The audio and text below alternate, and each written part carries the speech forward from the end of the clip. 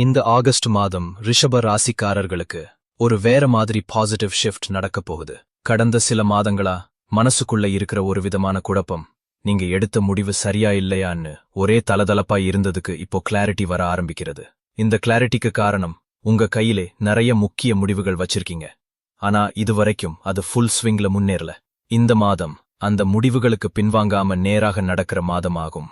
தொழில் நேக்கிகளில் நீங்க போற வழிபத்திலேயே சில முக்கியமான சந்திப்புகள் நடக்கப் போகுது. பிசினஸ் பண்ணுறவர்கள் புதிய பார்ட்னர்ஷிப்ஸ் பத்தி யோசிக்கலாம். வேலையில ப்ரமோஷன்ஸ், அடிஷனல் ரெஸ்பான்சிபிலிட்டி, சிலருக்கு வேலை மாற்றம் கூட வந்து சேரலாம். நீங்க மறக்காம கவனிக்க வேண்டியது என்னன்னா, வேலையோட பிசினஸ்ல அடுத்த லெவலுக்கு போக உங்களாலே ஒரு இனிஷியேட்டிவ் எடுக்கணும். ஒரே மாதிரியான ருட்டீன்ல இருக்கிறவர்களுக்காக ஒரு சின்ன பட் பவர்ஃபுல் மாற்றம் நல்லது. பண வரவுகள் முன்னேற்றமாக இருக்கும், ஆனா அதே நேரத்துல செலவுகள் கூட பேலன்சிங் மாதிரி வரும். சென்சிபிளா செலவு செய்தால்தான் நிம்மதியான மாதமாக முடியும். இந்த மாதம் குடும்ப சந்தோஷத்துக்கு நல்ல மாதம். சில குடும்ப கலகலப்புகள், அன்பான சந்திப்புகள் நடக்கப் போகுது. தம்பதிகளுக்கு ஸ்வீட் பாண்டிங் மொமெண்ட்ஸ் இருக்கும். மறக்க முடியாத டிராவல் சான்சஸ் கூட சிலருக்கு காத்திருக்குது. உடல்நிலையில் எதிர்பாராத மாற்றங்கள் வரலாம். அதனால தினமும் ஓரளவு வாக்கிங், நேரமான தூக்கம், சாப்பாட்டு கட்டுப்பாடு கண்டிப்பா வேண்டும். சிலருக்கு கண் சார்ந்த பிரச்சனை வர வாய்ப்பு இருக்கு.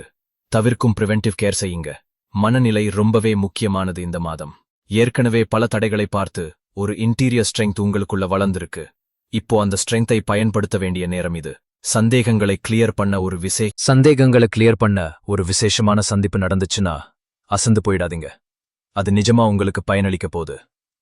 சில பழைய நண்பர்கள், தொலைவில் இருந்த உறவுகள், கம்மியான தொடர்பை மீண்டும் உருவாக்க வாய்ப்பு இருக்கு. இந்த மாதம் கிரக நிலைமை ரிஷபராசிக்கு சாதகமாத்தான் இருக்கும். செவ்வாய், புதன், சனி என சில முக்கிய கிரகங்கள் உங்களுக்கு நல்ல பலன்களையே தரப்போகுது.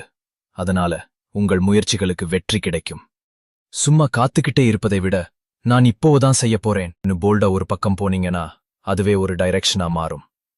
அம்மன் அல்லது பசு பூஜை செய்தால் வீட்டில் சாந்தியும் உங்களுக்குள்ள இருக்கிற நெருக்கடியான எனர்ஜிக்கும் ரிலீஸ் கிடைக்கும்.